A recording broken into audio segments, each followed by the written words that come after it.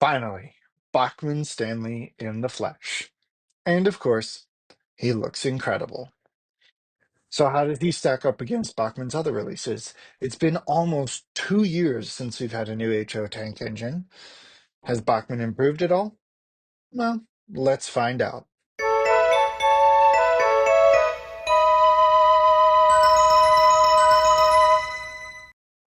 Welcome back to DCC Sodor, everyone. Today, we're going to be taking a look at Stanley, the silver slash white-ish tank engine. But before we look at the model, let's take a deeper dive into Stanley as a character. Stanley was introduced to us in the 2008 special, The Great Discovery, and from what I can tell, became an instant fan favorite. Now, for me, I always thought he was cool because he had an interesting design. Others enjoy his infectious optimism and his different views on some of the characters. Thomas isn't a bad engine. He's a sad engine, Stanley puffed slowly. Like I said, I was drawn to Stanley for his unique shape. For this reason, Stanley became my favorite hit era character introduced. For the past 15 years, I have wanted Bachmann to release a model of Stanley, and finally in 2023, I got my wish. With that, let's get into the model. After 2 years of development, Stanley's finally here, and we know that this model uses Thomas's wheels. We originally thought that it used Thomas's chassis.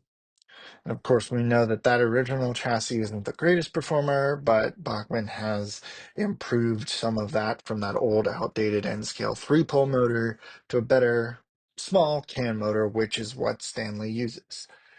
But we'll see how it performs after reviewing the detailing. And in my opinion, Stanley looks spot on. Of course, some liberties had to be taken due to the nature of these models being aimed for children, but the molding is still very intricate. The leaf springs, the piping, and the safety valves look great. His nameplate is even molded into the saddle tank and not just printed on, which for me was a nice surprise. The co-loads, as always, are finely molded and painted, and surprisingly, he has a separate whistle, which I think is probably one of the highlights of this model.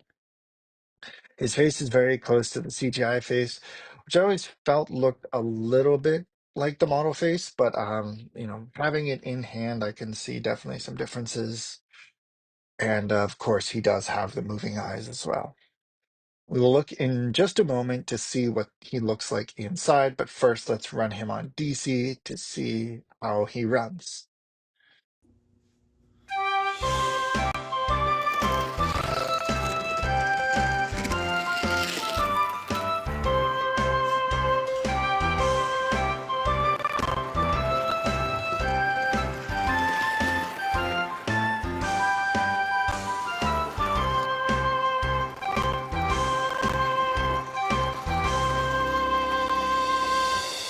Well, so that's the Stanley running. On DC, like most Bachmann models, he's a little noisy, but with a decoder, he will be better. And also, the motor control will be better. If you saw in those clips, he shot off like a rocket and was just cranking along. So I'm going to open him up and look at the internals. And while I'm doing that, I will install a decoder. And as we do that, we can see that although Thomas's wheels were reused for Stanley, his gearbox is all new, all die cast, and that gives him good weight. There are 6 screws holding Stanley in, 2 big ones in the rear, and then 2 smaller ones right below his front coal bunkers, and then 2 around between his wheels. So then his body comes off and you can access the chassis. And as you can see here in just a minute, I'm finishing up, I'll be installing a decoder. Once we do that, we'll get a minute of him running as well.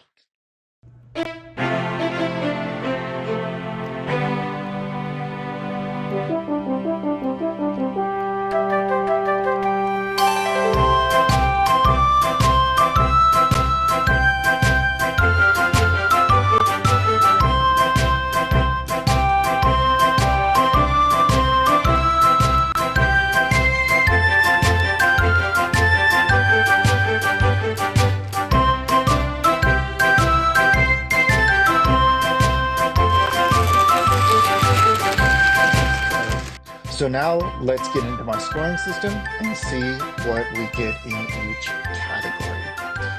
Packaging. He gets a 6 out of 10. As usual with Bachmann models, the standard Bachmann packaging is back, unfortunately.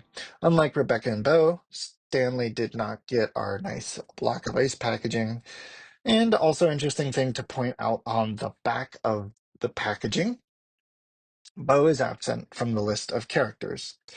Maybe he has been discontinued. Detail.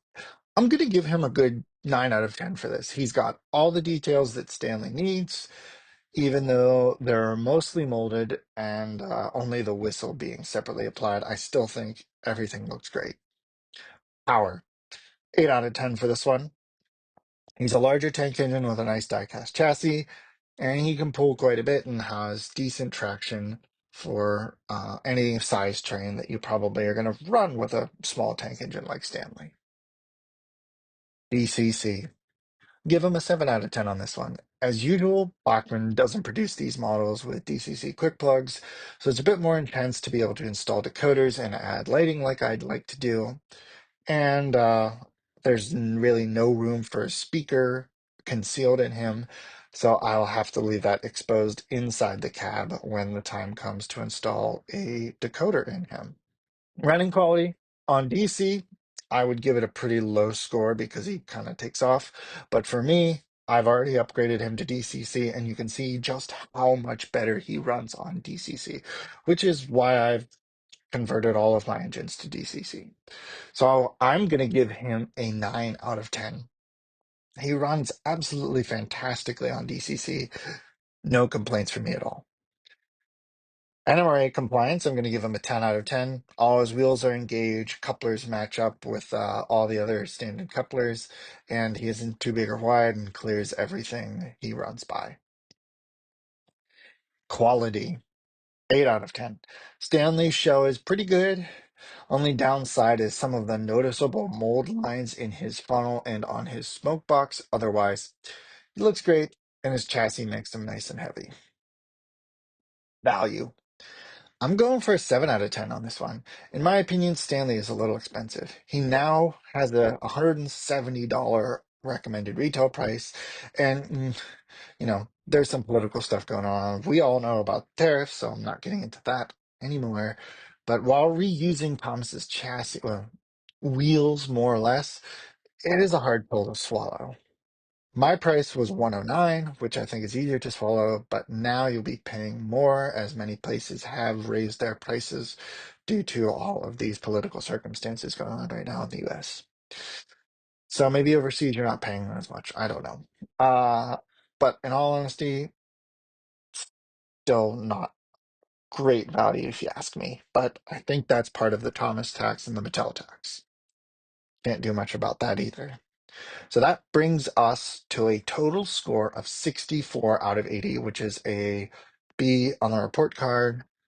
And you'll see how he stacks up against the other models in collection here.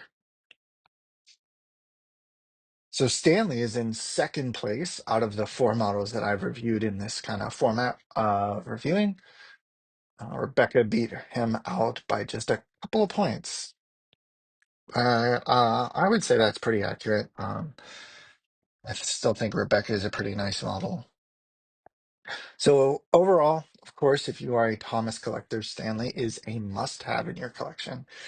I'm not sure he's going to be the biggest seller, though, as he was not a regular like some of the other side characters we got. I mean, Ryan is a really relevant character. Daisy was really relevant. And Bo, I obviously don't think he was a great seller, and that's why he's already been discontinued. Rebecca, I think, has been great. I don't know. I don't see Stanley being like a parent seeing Stanley and being like, this is a model I'm going to get for my child. But who knows? I could be wrong. And hopefully I am wrong because I don't, I want kids to recognize Stanley because he is a cool character. And I think he'd be a great model running on any layout. And that would be good for us fans because that would mean we can get some more fan favorite characters, but slightly less popular. I mean, we've seen the Flying Scotsman is now coming out, which I would say is probably a fan favorite character. I mean, but getting back to Stanley, he's a great model, and I can recommend this model. So with that, check out your local hobby shop or your favorite online retailer and get Stanley from this first run. I'm sure that Bachmann will be doing many, many more runs of Stanley. So with that, thank you so much for watching.